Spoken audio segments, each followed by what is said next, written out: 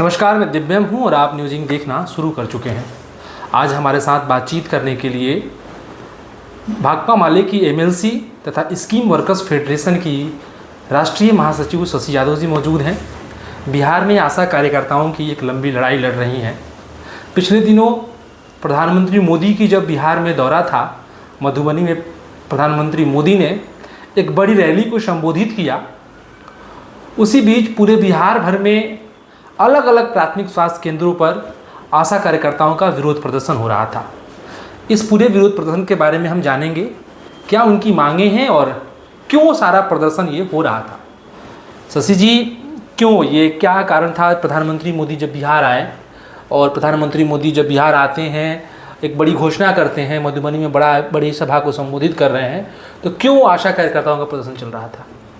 देखिए, मोदी जी के आगमन की जैसे ही बात हुई मधुबनी में, हमारी आशा बहनों के ही तरफ से ये सवाल आने लगे कि मोदी जी आते हैं बिहार में, बड़ी बड़ी बातें करके चले जाते हैं और हम लोगों के लिए कहीं कुछ केंद्र सरकार नहीं कर रही है।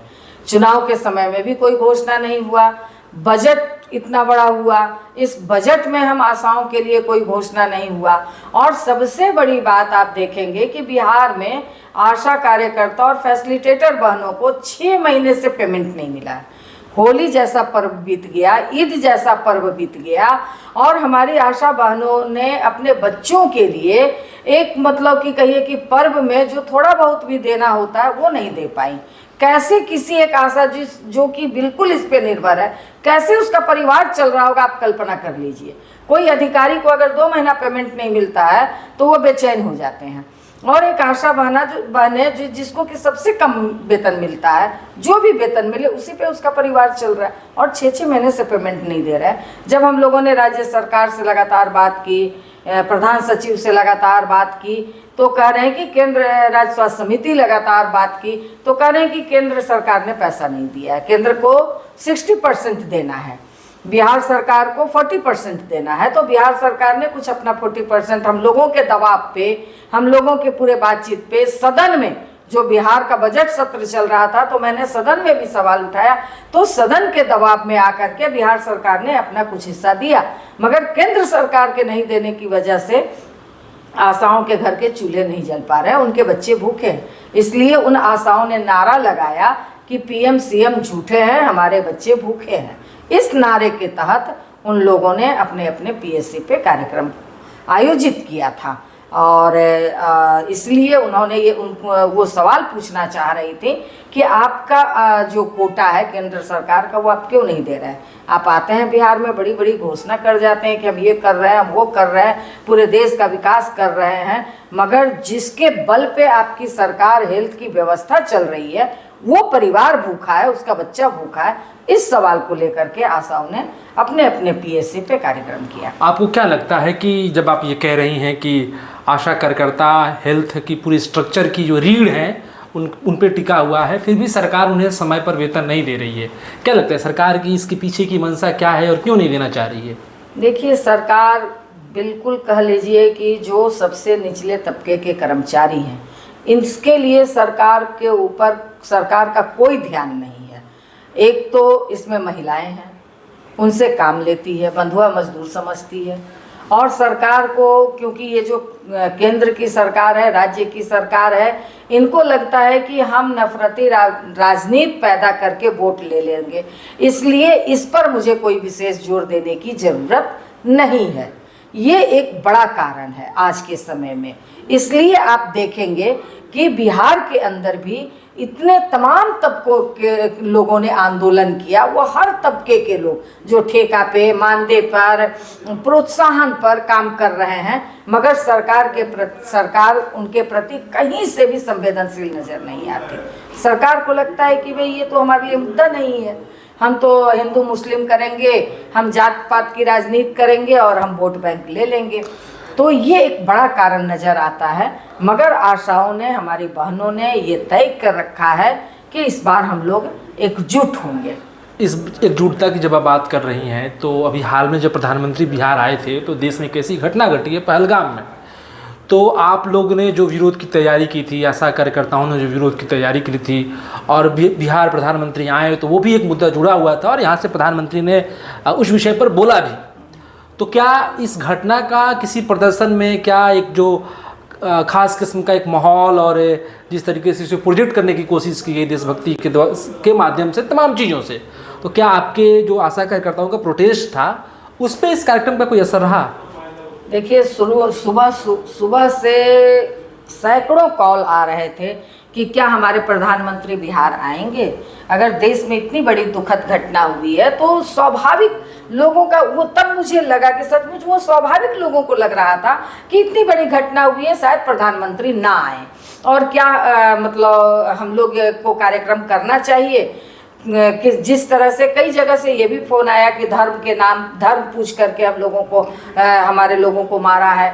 मगर जब हमने कहा कि प्रधानमंत्री आ रहे हैं तब लोगों का गुस्सा सातवें आसमान पर था, आशा लोगों का। और लोगों ने कहा कि जब प्रधानमंत्री के अंदर इतनी संवेदना नहीं है तो हम लोग अपनी मांगों को लेकर के ये कार्यक्रम करेंगे। और आप देखिएगा कि बड़ी संख्या में आशाएं अपने पीएससी पर उतरी, इतनी धूप इतनी गर्मी रहने के बावजूद, और लोगों ने ज़बरदस्त नारा लगाया। और लोगों ने कहा कि, और उनके अंदर जब हम लोगों ने बातचीत की तो उनको ये बात समझ में आई कि नहीं, ये सरकार नफरती राजनीति पैदा कर रही है। हम लोगों को अपने मांगों पे हमको खड़ा होना है, हम सरकार से अपने मांगों पे सवाल करेंगे, क्योंकि आज हम भूखे हैं। आज एक मुस्लिम महिला भी जो आशा है वो भी भूखी है और एक हिंदू आशा भी भूखी है। तो इसलिए हम सारी आशा एक हैं। और आप देखेंगे कि उसमें कई जगह पे जहाँ मुस्लिम बहुल इलाका है, किशनगंज का इलाका है, वहाँ भी आशाएं सड़कों पे उतरी कि आज हम अपने परिवार के लिए, अपने बच्चों के लिए इस सवाल को हम उतरेंगे। तो ये मुझे भी बहुत अच्छा लगा। मुझे भी नहीं इतना विश्वास हो रहा था कि इतने बड़े पैमाने पे लोग उतरेंगे, और लोगों ने बहुत अप्रिशिएट किया कि नहीं, ये सरकार हम लोगों को ठगने का काम कर रही है। ये खुद आशाओं ने इस बात को कहा कि सही बात है कि ये फिर से ये हिंदू मुस्लिम राजनीति करके बिहार में आना चाहती है, इस बार हम लोग इसको रोकेंगे। क्या आशा लोगों को समय पर सैलरी नहीं मिलना, समय पर उनका तनख्वाह नहीं मिलना, उन्हें संविदा पर उनकी नियुक्ति, परमानेंट नियुक्ति नहीं होने एक बड़ा कारणों में है? आशा की तो कोई संविदा पे बहाली ही नहीं है, मानदेय कर्मी तक नहीं है। बिहार सरकार 2023 के अगस्त में समझौता की, 32 दिन का हड़ताल हुआ, मानदेय कर्मी के रूप में एक समझौता की है कि मानदेय के रूप में हम उनको 2500 रुपया देंगे। वो अभी तक सरकार बदल गई, नीतीश कुमार पलट गए और उसके बाद अभी तक उसको लागू नहीं की, अभी तक उसका कैबिनेट नहीं की। तो आप क्या कहेंगे ऐसी सरकार को कि इनके प्रति बिल्कुल ही संवेदनशील नहीं है सरकार, सिर्फ काम लेना जानती है, एक तरह से महिलाओं से बंधुआगिरी करवा रही है। और आप जान लीजिए कि बिहार में सिर्फ आशा ही नहीं, मिड डे मील महिलाएं भी 5-7 डिस्ट्रिक्ट में सड़कों पे उतरी हैं बड़ी संख्या में अपनी मांगों को लेकर के, क्योंकि उनको 1650 मिलता है बिहार में। केंद्र सरकार भी इस मद में पैसा नहीं दे रही। प्रधानमंत्री जब बिहार आए तो उस वक्त मिड डे मील की, जी, मिड डे मील महिलाएं भी, रसोईया बहनें भी सड़कों पे उतर करके प्रधानमंत्री से सवाल पूछा है। बहुत बहुत शुक्रिया आपका समय देने के लिए। आपने सुना शशि यादव जी को कि किस तरीके से जब बिहार प्रधानमंत्री बिहार आए, बिहार दौरे पर आए, और इस दरमियान जब देश में एक आतंकी हमले में देश की नागरिकों की जान चली गई है, और उस बीच ये कयास लगाए जा रहे थे कि आशा लोगों में भी एक ये कन्फ्यूज़न था कि क्या हमें उतरना चाहिए कि नहीं उतरना चाहिए। लेकिन देश में जब प्रधानमंत्री बिहार आते हैं, दौरा करते हैं, उसी बीच एक प्रतिरोध की आवाज़ अपनी मांगों को लेकर के, मिड डे मील वर्कर का भी हमने इनसे जाना कि मिड डे मील वर्कर की महिलाएं और आशा कार्यकर्ता दोनों अपने अपने पीएससी पर, अपने अपने स्कूलों में सड़कों पर उतरी और वहाँ उन्होंने प्रदर्शन किया, अपनी मांग किया। 6 महीना से अधिक समय हो गया है, उन्हें अभी तक वेतन नहीं मिला है। वो आशा कार्यकर्ताएं जो हिंदुस्तान की स्वास्थ्य सिस्टम की रीढ़ बनी हुई हैं, कोरोना में भी हम लोगों ने देखा कि किस तरीके से उन लोगों ने पूरे कोरोना की व्यवस्था को संभालने रखा और देश में कोरोना से देश को उबारने में मदद की। तो आपने तमाम इस इंटरव्यू में बातें सुनी। आपको मेरा वीडियो कैसा लगा आप कमेंट करके ज़रूर बताएं। अगर आप हमारा वीडियो यूट्यूब पर देख रहे हैं तो सब्सक्राइब करें, फेसबुक पर देख रहे हैं तो पेज को लाइक करें, शेयर करें। Thank you.